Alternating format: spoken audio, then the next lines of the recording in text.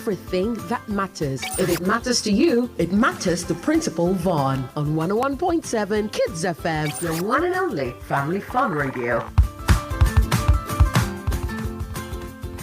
Principal Vonne. So, class, I shared a video with the radio doctor. And a very interesting video. And we decided that today we'll talk about dealing with a crush. Okay, so as promised, I am now going to play that audio, and then we are going to get into that conversation. So, class, take a listen.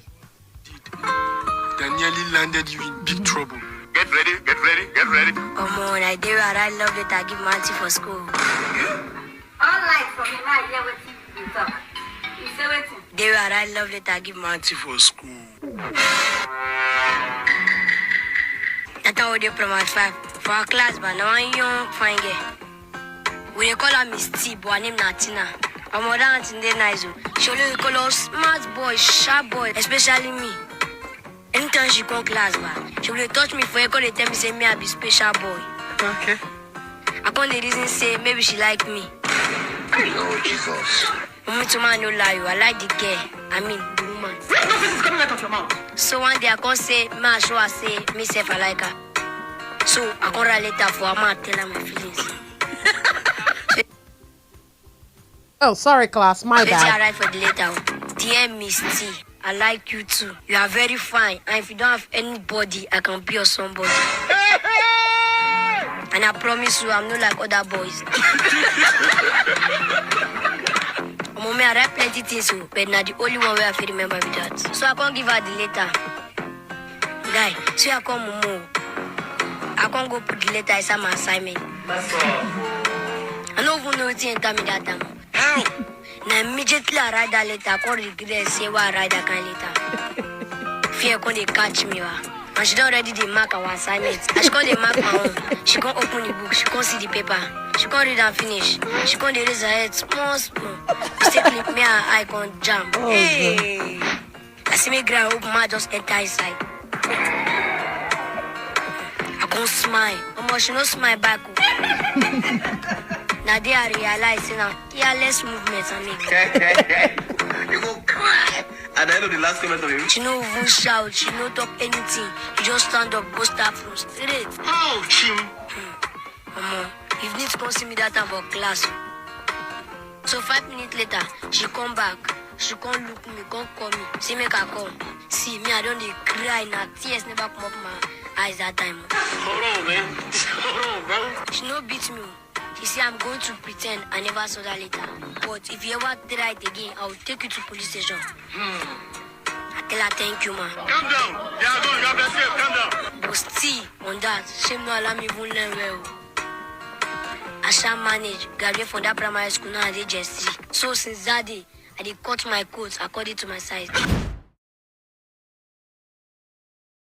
Well, I would say that the teacher even handled it better than your average Nigerian teacher. Absolutely. Honestly, I don't know if she has had a few of that, from students and all of that. But I must applaud the boys. I don't know what to call What you're about to say, I've probably been through it as well, so I'm not going to laugh. When I was a teenager, right? Look, guys, the first way to know that this is teenage infatuation, and I promise you, it is so normal. Absolutely. Look, when I was between, I think 9, 13, 15, every night, I'm not even joking, I used to dream, the first dream I used to crush on Michael Jackson. So I had a dream that we got married and we had babies. And then the next night I was crushing on Prince Williams. And I was like, oh, when we're much older, we're going to get married. And then the next night, I was crushing on Jenny Wine. That's infatuation. That's the first way to know. Yes. Because, when it's love, you are thinking about one particular person all the time and all that. But, I mean, at that age, what did I know about love? So I was just infatuated with their looks. Oh, God, he's so breathtakingly handsome. But guess what? This was not even a conversation I dared have with my your mom. parents or your mom even. Right? Because number one, you'll be seen as wayward. Number two, as loose. It will be interpreted to mean that you have no regard for your parents. How dare you have such a conversation? And that's why I say to young people, look, you are living in one of the best times anybody can ever live. I'm telling you right now. Because who would have thought that Radio Doctor and Principal Vonne will be having a conversation on teenage infatuation from a positive perspective. Right. So I penned something down here that I want to read. But before we proceed, I want parents and guardians and educationists, please, this is a sort of call to mind. The holiday period, so abuse, right? Children are targets for pedophiles when it comes to abuse. Yeah. But the holiday period, we've observed a surge in sexual abuse targeted at young children. Why? Because there's a lot of movement, right? Children are coming to your house for holidays. You know, older children or younger people who are in universities are returning coming to home. Exactly. Your kids are going for boot camp, summer visiting school, their cousins and whatnot. Visiting grandma and grandpa. And this is when pedophiles begin to target these children because number one, they know they won't live there. Why we tell them not to talk to strangers? Let's remember that abusers are not even strangers. That's the funniest thing.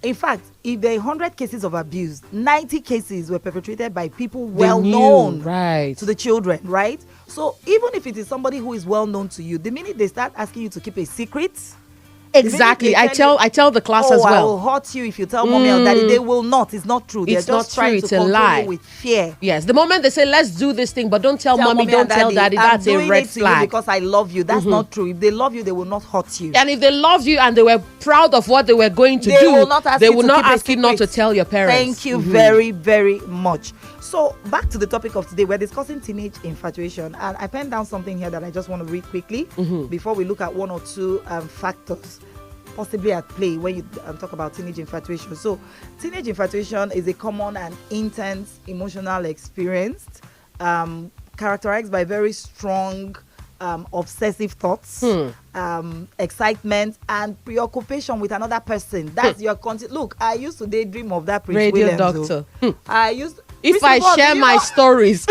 I even had my teacher in primary 4, Mr. De Graaf. He was Ghanaian. Oh, the man was such a looker. I'm like, oh gosh, he's so handsome.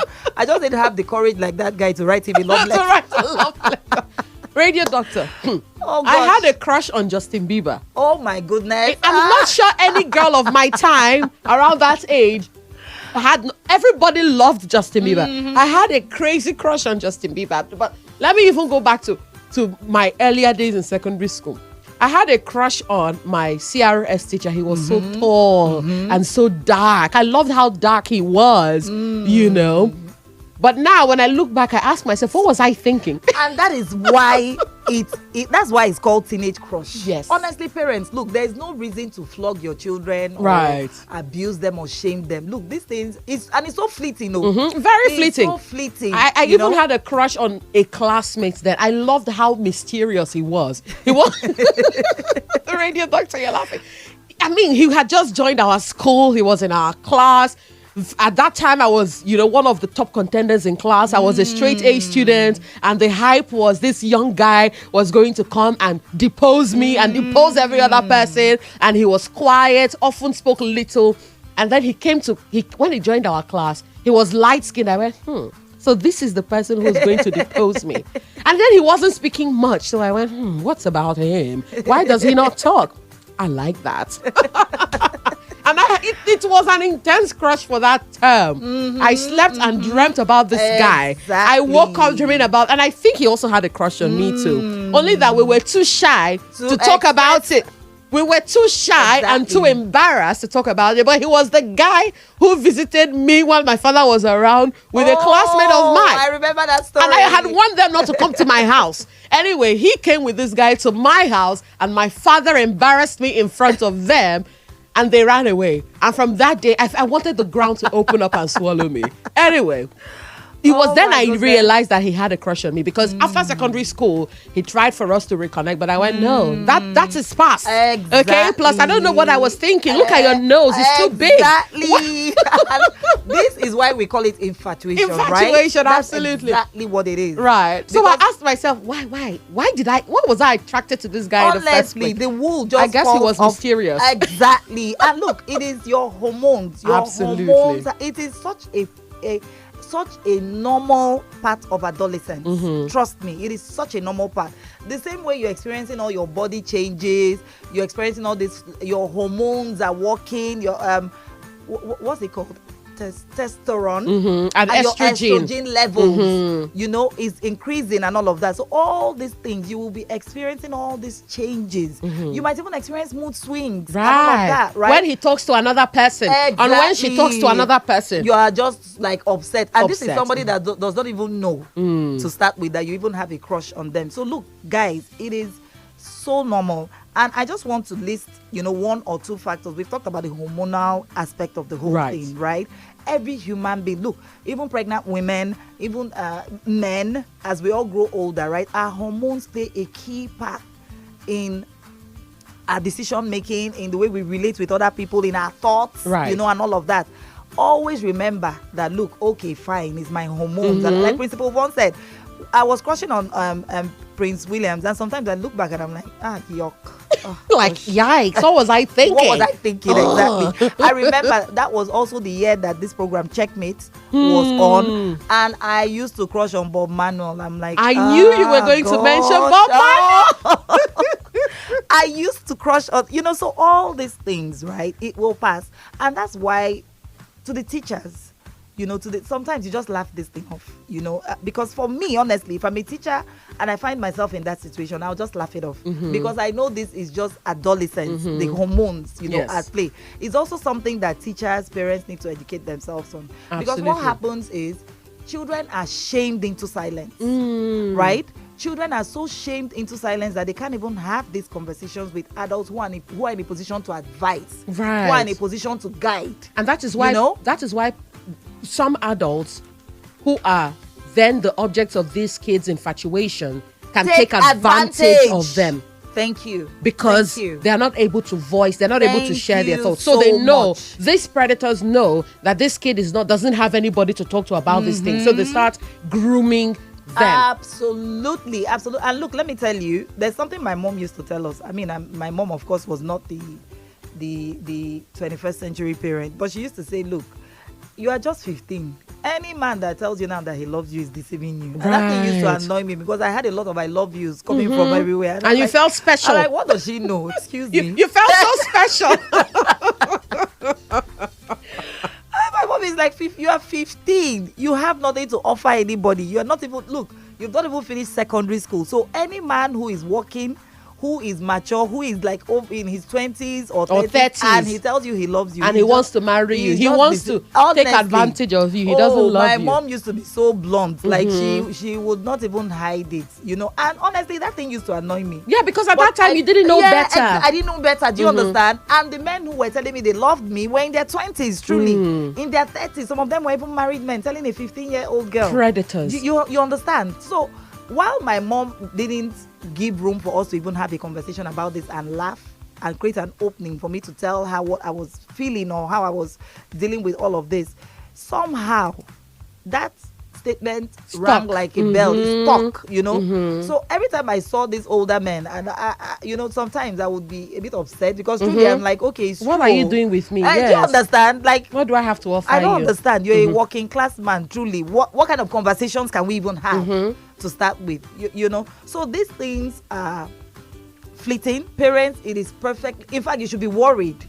You should be worried if you have a teenager, you know, an adolescent who is not crushing on anybody, who is not feeling shy, because this is the age where girls feel shy in front of boys. Yeah. I am in my 40s. Trust me, there's no, right now, I can't walk past a group of men and feel shy. But that's because I have gone past my teenage and adolescent stage, right? So this is that stage where girls are now more conscious. They're more self-conscious. Exactly. Of how they look, of how they appear, how they smell. The boys are now beginning to test their skills in flirting, in talking to girls, and things like that. It's all a part of growing up, really. Honestly. And let me tell you, parents, if you guide them properly, right, you're not just teaching them how to build their social skills and their interaction skills, you're also boosting their self-esteem and self-confidence. And one important thing to tell teenagers is, look, I trust you. There's a circle of trust. If you break it, it's going to be difficult for us to come back here. So I trust that you will make the right choices and all of that, right? My own parents never allowed boys come to the house. We didn't have all of that. But I'm saying to my son now, if you have a female friend, bring her home. We need to. I need to know her. I need to talk to her. I need to know who her parents are. You know, and all of that. Not because I am enabling things. If he has female visitors, they don't go to his room.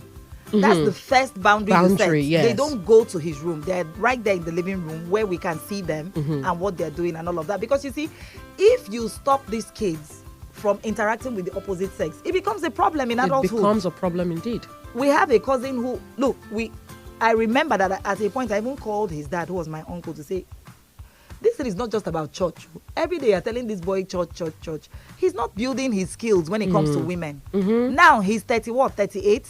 He can't talk to a girl. Woman. He can't talk to a woman. So everybody is now asking him, what's going on? Like, what's the problem? But I keep referring them back to when to we how were they much younger. acted towards him. And I said, this boy was not giving. I remember some children are naturally shy.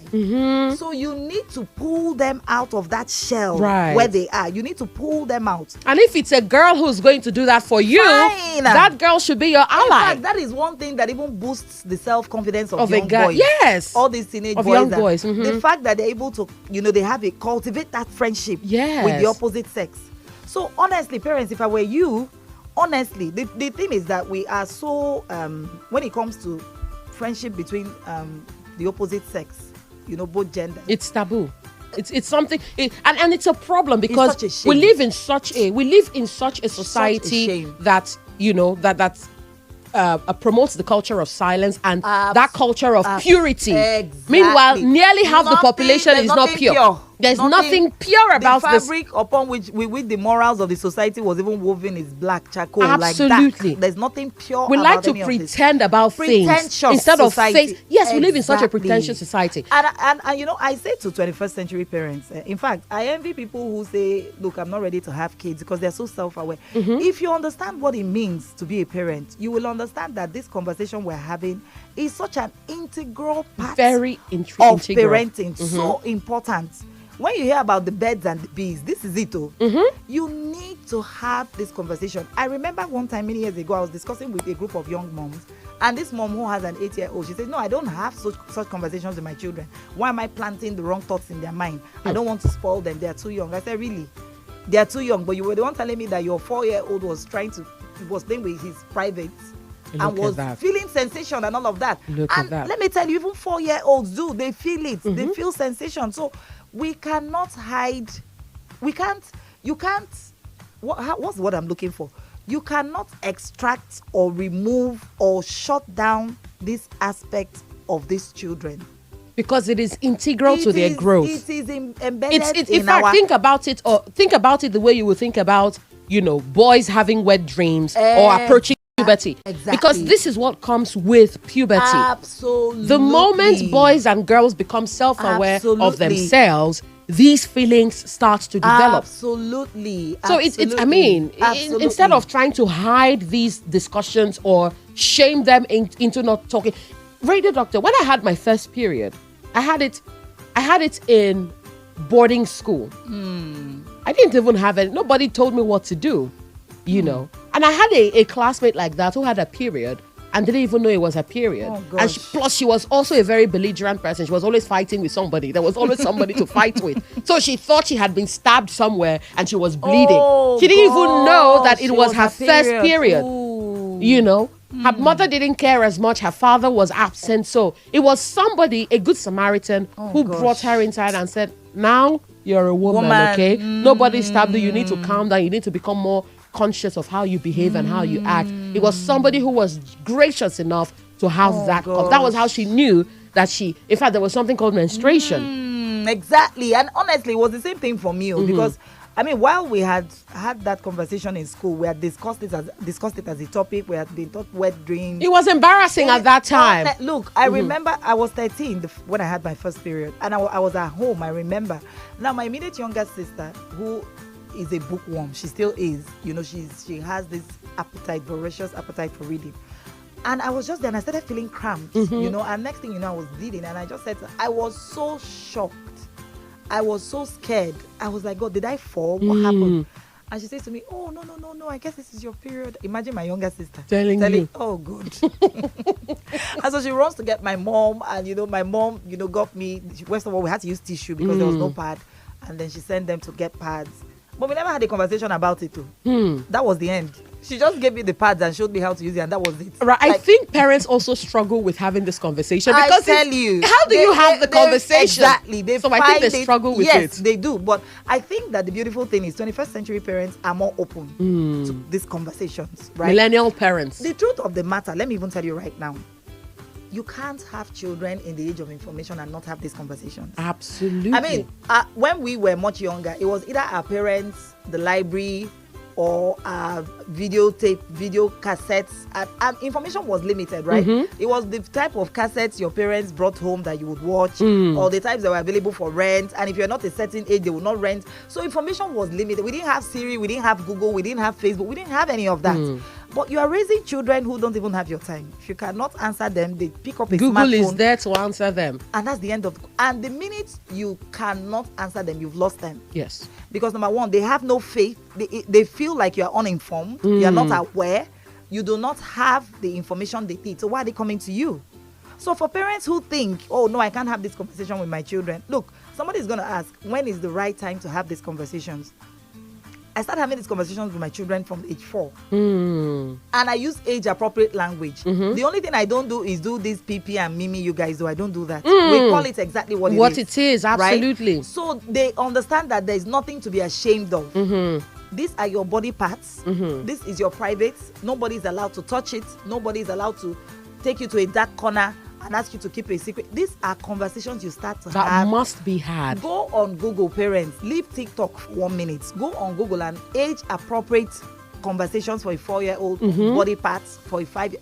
All this information is on Google. Yes. Before we continue this conversation, class, we've got some information to share with you coming straight from Kids FM's one and only Information Minister, Supersonic Easy. This conversation isn't had. It's first of all religion. Absolutely, exactly. We are such a religious society. Exactly. You know. Exactly. The second reason is because possibly nobody had this conversation with them. Don't forget to, before we come to nobody having the conversation with them, don't forget the mystery revolving around topics that have to do with sex, the opposite sex. It is shrouded in this mystery. There's a culture of silence around it. You're not supposed to talk about it. Why are you discussing it with young children? You want to plant the wrong thoughts. Want them to be rotten. There's a sticker my mom got. I know I was about 15 at the time, because my mom, she's from an educated family. It's just that, like you said, her parents only couldn't give what they didn't have. So my mom got this sticker one day and she pasted it on the door, and I will never forget. That sticker says, if you don't teach your children about sex, someone else will. So even though my mom was not comfortable, I think for her, that was the first step she took towards having that conversation. At least she made an effort.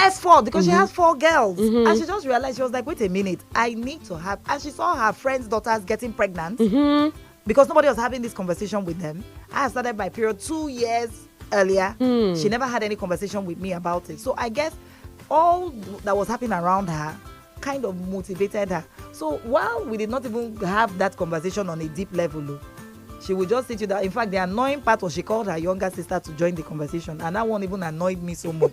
I can imagine. In fact, if you talk to boys, if they touch you on your thighs, all they need to do is just spam on your thigh. You get pregnant. My sister and I were like, what rubbish is this? Does she think we're stupid? Does she really think we're that stupid? So we're just looking at her like, okay, yes, you. So my mom was like, exactly, once they just touch your thigh like this. So your mom could not even have, she had to bring backup. You can imagine how difficult the conversation was that she had to bring her younger sister into it. So both of them thought they were putting so much fear in us. And they were telling us, so when you see boys, all these boys that you stand with, that's why I tell you, and that's why your dad is always so mad at you. Run from boys. Hey, God.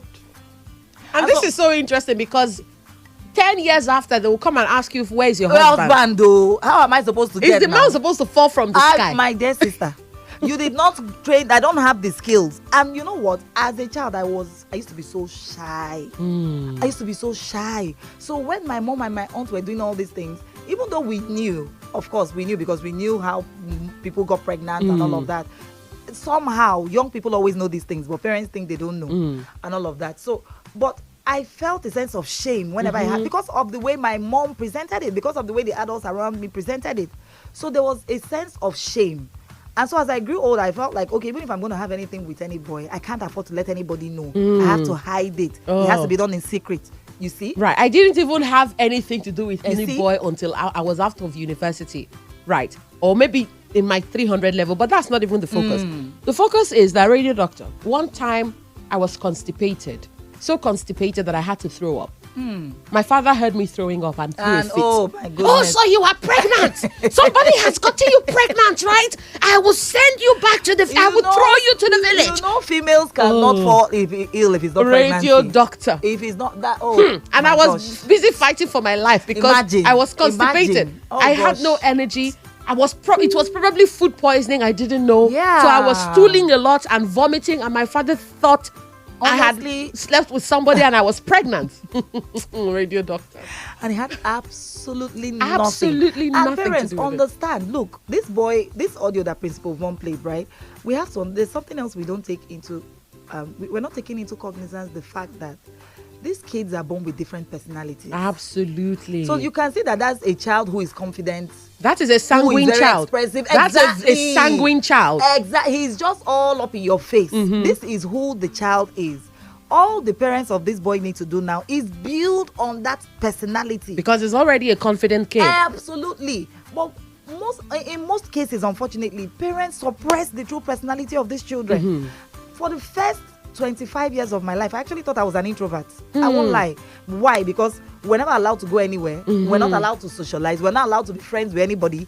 How you can get up and go to your friends? It was not a thing in our I house. couldn't even get up to go. My father used to lock me in the house. Thank you. And go Dad to used work. Thank you. So it was just my siblings and I. My siblings are my best friend till tomorrow because that was all I knew, right? So honestly, it is high time parents understand that these children are not. We don't. In fact, I say to parents, don't raise these children like they're going to live with you forever. Remember that they will go to school and associate with people from different backgrounds. How are they going to cope? How can they manage? How will they build on the social skills that you have already imbibed in them from home when it's non-existent? And that's why you see children struggling. Right. That's why you see them. They're easily overwhelmed. They're not confident in their own circles. Because they're not, it's just like when you look at animals, for instance, lower animals. If you take a lion as a baby, as a cub, right? You take them out of the wild and you domesticate them. What happens? They become now domesticated. Thank you. They start acting like house House cats. cats, exactly. They no more act like wild animals, right? So it's the same for us human beings. If you keep these children locked up, which most parents are doing, unfortunately, they just buy them all these other gadgets. Okay, play your games. We don't want you to go out. Forgetting that the internet is even more dangerous than opening that door and asking your children to go out. The internet is actually more dangerous if you know what's going on the internet. So I always encourage parents, let these children go out to play. Let them build their social skills. In fact, let me make you laugh. There was this boy, before we moved to our new place, my daughter was 4 at the time. Her older brother was 7 at the time, or 6. So there's this boy whose mom has a salon close to the house, and he was 5. So I used to let him come and play with them. And their dad would be like, why are you letting this boy come and play? He's too rough. He's too street smart. I said, well, the truth is your children need a mix of everything. Absolutely. They must understand the other side of life. So the boy kept coming. So the first day he came, my daughter and her brother, who is older than the boy, came crying to report that the boy beat them. I said, go back outside and don't disturb me. I kept sending them. Every day the boy came, they would come and cry that the boy. I said, go back outside. Go and deal with. So what do you want me to do? Go and talk to a 4-year-old. After 1 week, they never came back to me because again. they sorted it out. Absolutely. When the boy hits them, they hit him back. Exactly. And this is how you train your children to begin to learn how to face the real world. Yes. Because am I going to go out and scold a 4-year-old? It was so intentional bringing him in to although I was, of course, monitoring them to be sure that he was not doing what he had no business doing. But I know the children needed that to develop their socialization skills. So parents, understand it too. You are not helping them by locking them up, giving them the phones you are giving them. Your children are discussing with people in China that they don't know, they've never seen. There are people on the internet whose job is to seek out your young children and even convince them to unalive themselves. They groom them for these things. Do you know how dangerous the internet is? So our children need to be more outdoor. They need to interact, have human interaction. it is fantastic that we live in the age of information, but I worry because it has kind of created a divide, right? So while the internet seems to be bringing us closer, it is actually dividing us, to be honest. Because if you observe the next generation of children we're raising in this digital age, they are not as warm. They don't seem as warm Or as millennials. empathetic. Exactly. As millennials, because they are raising them with gadgets. You are not putting them in real life situation. You are not putting them in a position where they actually feel real empathy for somebody in pain, for somebody in distress. They don't know all of that. Right. Radio Doctor, let's quickly come back to now. We're talking about, teenage crushes and whatnot. Taking calls? Yeah, yes, we are. We are. But I'd like for us to quickly just, lay down some of those, tips to help young people who are dealing with these unfamiliar emotions. What can they do, and how can they protect themselves from predators? Now, number one, I already said that one of the most beautiful things that has happened or is happening is that we're having this conversation, right? So this is, first off, you already know, going by this conversation, that what you're feeling is perfectly normal. Trust me, there's nothing to be ashamed of. You should be happy. It shows that your hormones are doing overtime. Your hormones are actually working and all of that. It is perfectly normal to crush. You've heard Principal Vonne and I. The beautiful thing is that we share our own experiences as well. Absolutely. So as young people, we also had a crush. We had this infatuation. We had all of that. We were conscious of our body changes and all of that. First thing, there's nothing wrong with you. Right. Nothing. You must not feel a sense of guilt because you're crushing on your teacher. The onus lies on your teacher, who is the adult. To actually just laugh over it and make you understand that, okay, like, this is perfectly normal and all of that. But if that teacher begins to comes to you and says they have feelings for you too, let me tell you, my darling girl, that teacher wants to take advantage of you.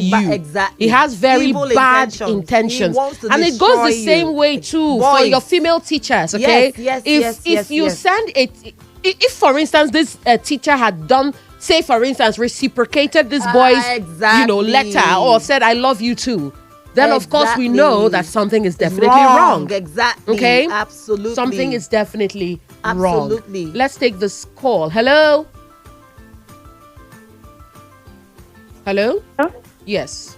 Good evening, Principal Vonne. Good How are you, evening, Doctor? Joy. Good evening. Yes. Good evening, Joy. Yeah, welcome. Okay, you said that video, actually, I saw it too. I could not laugh. I was like, God. The ghost, actually, I never seen that kind of ghost before. The thing that made me laugh was, I'm not like other men. I'm like, I can be a special boy. I imagine. Okay. Not to be serious. That girl from my faithful. There's I saw a girl shared with me. So the girl was like someone that she's staying with sexually abused her. And then was not telling her that see, if you tell her, no, at first she wanted to tell her parents, but she was not saying that her parents is not kind of parent that they'll start beating or scolding or anything.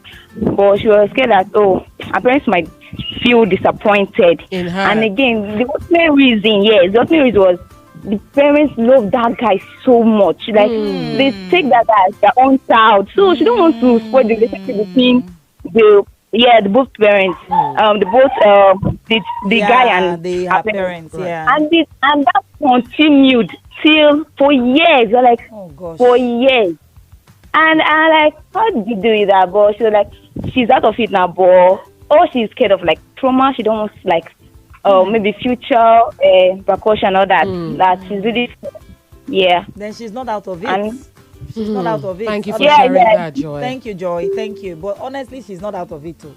Because saying I'm out of it, look, when something traumatic happens to you, right, you don't go out of it. You actually need to seek professional help. Yes. You need to talk to somebody about it. That's the truth. Also, it wasn't her fault at all. Exactly. That person took advantage of her naivety. Exactly. Hello. Hi, Principal Vonne. Hi, Mrs. Oboli. We will shatter the table. An important table to shake. It will break. Let it break. Let it break, Mrs. Oboli. Principal Vonne. Radio Doctor. Yeah. One of these days, I would want you to speak on ACEs, adverse childhood experiences. Okay. I want to juxtapose all the discussions you've had in times past with what the last caller just said. Because some of us have not really recovered from that place we've been. So maybe you understand. So definitely. We've pinned that Exactly. conversation. We've pinned this topic down. Thank you, Mrs. Oboli. Exactly. Absolutely. Thank we you. will. Thank you. So, in addition to that which you've said, if our parents knew our crushes then, oh my God, we'll go for deliverance in the church. They just think it's a devilish thing inside of us. Yes. But a crush is just an ephemeral feeling that evaporates within the twinkling of an eye. Absolutely. I have said this time and time again that I would never train my children the way I was trained. And to the glory of God, almost 20 years down the line now, I'm living that dream. And so, children will always be children, but parents should also be parents. Don't lord over them. Exactly. Let them feel free to speak. Look at what this girl is saying now. If only we've made ourselves approachable. Way back, who born us what to go tell our parents? And I practically wrote letters to my mom. We stay in the same house, but I'll write letters to her and hide it under the pillow because I cannot face her, I cannot confront her. Do I want my children to be broken in that manner? The answer is no. So many of these things have to be addressed. Right. God help us all. Thank you so much. Love Thank you. Thank you. Radio Doctor, see, we talked about this other aspect of it, because millennials have a lot to unpack, including millennial parents. Honestly, yeah. Hello? Hello? Yes, Hello? good evening. Good evening. What's your name? I'm Abigail. Abigail, welcome. Abigail. Please go ahead. I also like to say something as this. I went. How do I want to say? I not really have this type of conversations with my parents, but like the information I got about all these things were from school. So, but after, because I have an elder sister, when hers started, I can remember when hers started. It was I think we were just waking up from school to get ready, waking up in the morning to get ready for school. You mean when her period started? When her period started, yes. Yes. She noticed that it was coming out. And she was like, "Oh, mommy, there's blood on my body." And we thought that maybe something caught her and she was bleeding. Then mommy just saw it as soon as it was her period. And I don't really know what was happening there, but I just feel like it might have been something serious. But mommy did not tell us. She just took my sister away, and I don't know what happened after that. But for me, she did not really tell me anything. When mine started, it was in the night. We were about to sleep. Then I think I went to bed. Then I noticed it. And she just bought sad for me. And after she did not talk anything about it again. But I think it's not that I learned it from school, because in our school, it seems that every year they taught us about menstruation and puberty and adolescence. So it's from school that I learned about that. About those things. And I think I've had a crush on people, but not people that I have seen. Only people on TV. I watch lots of movies. Do you watch Do you watch a lot of K-drama? Yes. Of course you do, Abigail. Of course you do. Who's your crush? Who's your current crush right now?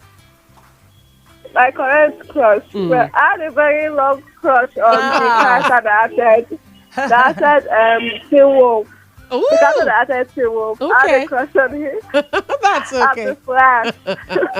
Well, Abigail, thank you so much for sharing. Radio Doctor, the time has come again. Oh, gosh. For us to conclude and pack this bus for next Wednesday. Absolutely. But I think this is a conversation that will, take on a life of its own, Exactly, so we can probably do something similar to this especially next Wednesday. Ms. Oboli suggested, we can talk about how, early childhood experiences can actually impact you from childhood into adulthood, into when you start even having your own children. Such an important conversation. It's an important conversation. So yes, class, I'll see you next week. Hopefully. Definitely see you next week.